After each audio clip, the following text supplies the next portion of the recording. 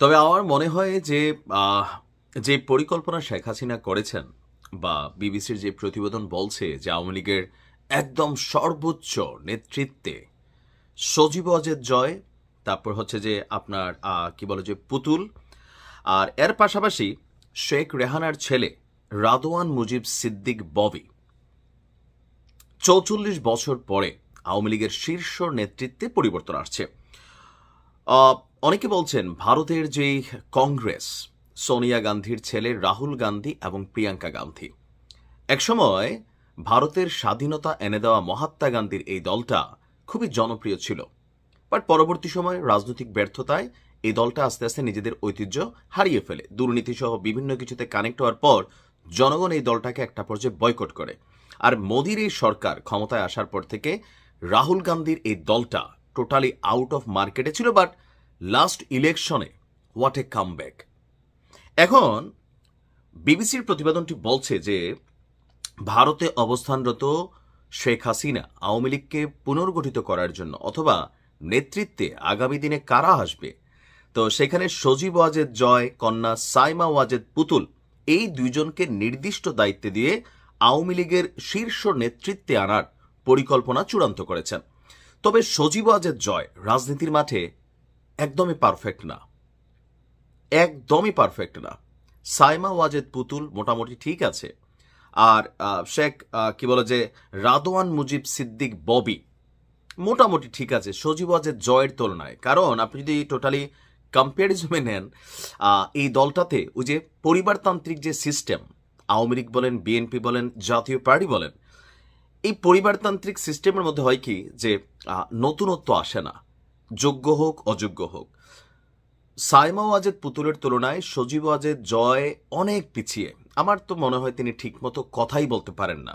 এবং কি রাজনীতিতে আপনি যদি বিপরীতে দেখেন তারেক জিয়াকে, তিনি যেভাবে দলকে বোঝেন, মানুষের সাথে মিশছেন, সেই ছোটবেলা থেকে রাজনীতি করছেন।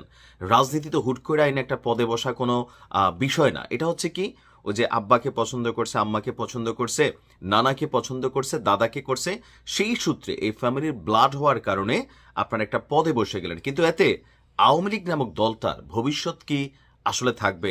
দেখেন শেখ হাসিনা স্বৈরাচারক, ফেসিস্ট হোক, রাজনীতিতে উনি one and only one piece. রাজনীতিতে খালেদা জিয়ার তুলনায় শেখ হাসিনা যথেষ্ট বিচক্ষণ, বুদ্ধিমত্তা, ক্রূর, স্বৈরশাসক যতগুলো আছে সবগুলোই কিন্তু শেখ হাসিনার পাওনা।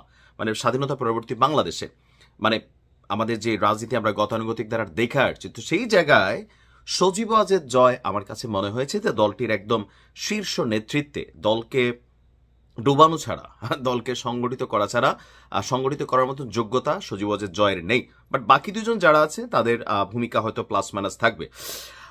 অলরেডি আপনার বিশ্ব স্বাস্থ্য সংস্থা থেকে চাকরিরত অবস্থায় সাইমা ওয়াজেদ অনির্দিষ্টকালের জন্য ছুটিতে গিয়েছেন এবং সক্রিয়ভাবে রাজনীতিতে অংশ নিচ্ছেন। অন্যদিকে সজীব ওয়াজেদ জয় মার্কিন নাগরিক এবং আমেরিকার স্থায়ী বাসিন্দা। তবে মায়ের পর দলের প্রধান মুখ এবং মুখপাত্র হিসাবে এই মুহূর্তে দায়িত্ব পালন করছেন তিনি।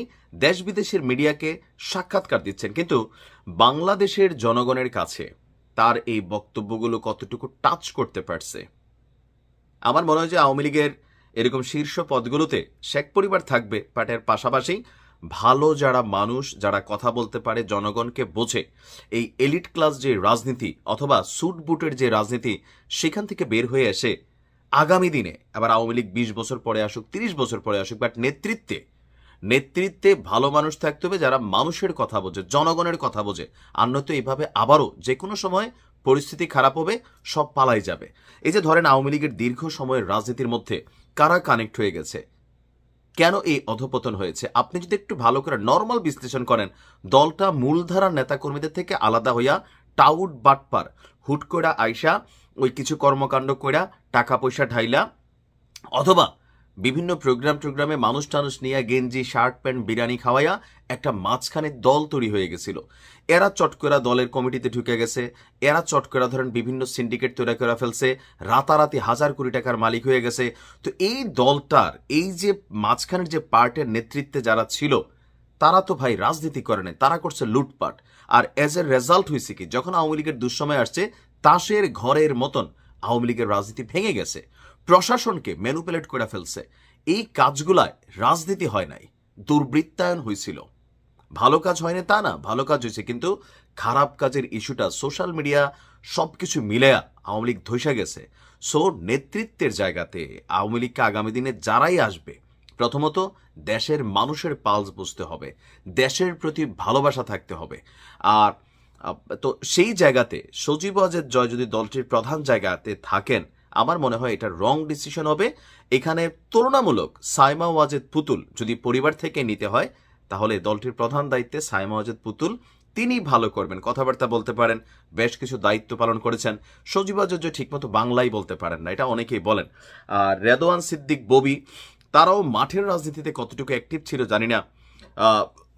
শেখ হাসিনার বোনের ছেলে এই হিসাবে একটা লেভেলে তারা কথাবার্তা বলছেন, অথবা পরিচয় ছিল এলিট ক্লাসের, কিন্তু একদম গ্রামের খেটে খাওয়া একজন সাধারণ মানুষের ভাষা বোঝা যতটা ধরেন কোথাও না কোথাও আপনি কম্পারিজম রাজনীতি বলতে আমরা যেটা বুঝি, যে তারেক রহমানের যে বিচক্ষণতা বা সেই ছোটবেলা থেকে রাজনীতির জন্য যে মাইক টের খাওয়া, দেশ থেকে যাওয়া, এই টোটাল জিনিসটা তাকে একটা নেতৃত্বের জায়গায় না দিচ্ছে। ইভেন তিনি সেই কাজগুলা করছেন। বিপরীতে আওয়ামী লীগের বেলায় সজীব ওয়াজেদ জয়ের কথাবার্তার স্টাইল এগুলো পরিবর্তন করতে হবে। দেখেন, উনি আসেন যেভাবে রাগ টাগ হইয়া চোখ টোক লাল টাল কইরা, এগুলাতে মানুষ আওয়ামী লীগের একাংশের নেতৃত্বে থাকা হয়তো কি বলা হয় যে সাপোর্টারদের মধ্যে ছোট্ট একটা অংশ ওনারা এগুলো পছন্দ করেন, কিন্তু আওয়ামী লীগই করেন। কিন্তু আওয়ামী লীগকে জনগণ ভালোবাসুক যারা চায়, আওয়ামী লীগের রাজনীতি জনবান্ধব যারা চায়, তারা কিন্তু সজীব ওয়াজেদ জয়ের এই টাইপের ভিডিও বার্তা, কথাবার্তা, আমার কাছে কোথাও না কোথাও মনে হয় বিচ্ছিন্নতা তৈরি হচ্ছে।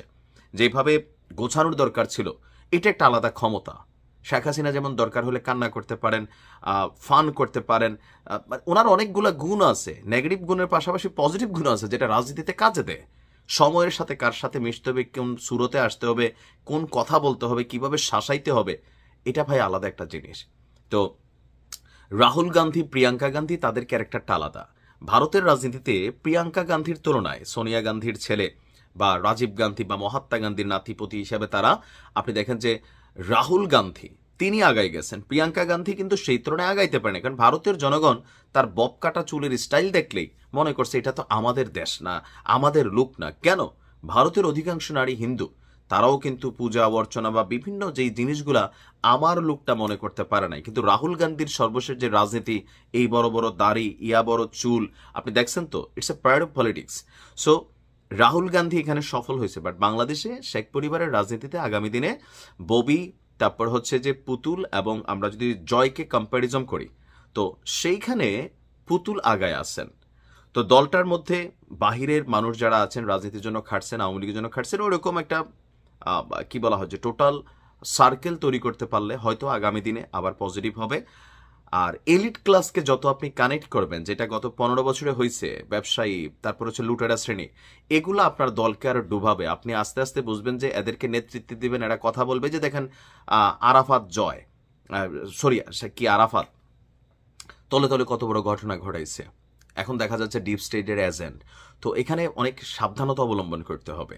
নেতৃত্বে তারা আসতে হবে যারা আওয়ামী লীগের খারাপ কর্মগুলো সম্পর্কে কি বলা হয় যে ধরেন সমালোচনার যোগ্যতা রাখে, অথবা অকপটে বলতে পারে, অন্যায় করলে সেটার জন্য ক্ষমা চাইতে পারে। নেতৃত্ব এরকম হইতে হবে, অ্যারোগ্যান্ট মুডের অথবা এই টাইপের হইলে হবে না। তো স্বাভাবিকভাবে যেহেতু পরিবারতন্ত্রের রাজনীতি, সেখানে শেখ পরিবার থেকে আওয়ামী লীগে বিশাল পরিবর্তন আসতেছে। নেতৃত্বের জায়গায় টপ 1-এ সম্ভবত সজীব ওয়াজেদ জয় আসবেন, 2-এ আসবেন পুতুল, 3-তে আসবে ববি। তো তুলনামূলক এই তিনজনের মধ্যে আমার দৃষ্টিতে কোয়ালিফাইড হচ্ছে পুতুল। সজীব ওয়াজেদ জয় রাজনীতির মাঠ থেকে ছিটকে পড়ে যাবেন। বাপ, তারপর হচ্ছে নানা মায়ের পরিচয়ে নির্দিষ্ট একটা সময়, এরপরে রাজনীতির যোগ্যতা দিয়ে করতে হয়, যেমন তারেক রহমান যেটা করছেন। এটা আপনাকে বুঝতে হবে। দেখা যাক কি হয়। তবে আওয়ামী লীগ নতুনভাবে তাদের যেই কমিটি, যে বিশাল নেতৃত্ব, সেখানে পরিবর্তন আনতেছে। ভালো থাকুন, আসসালামু আলাইকুম।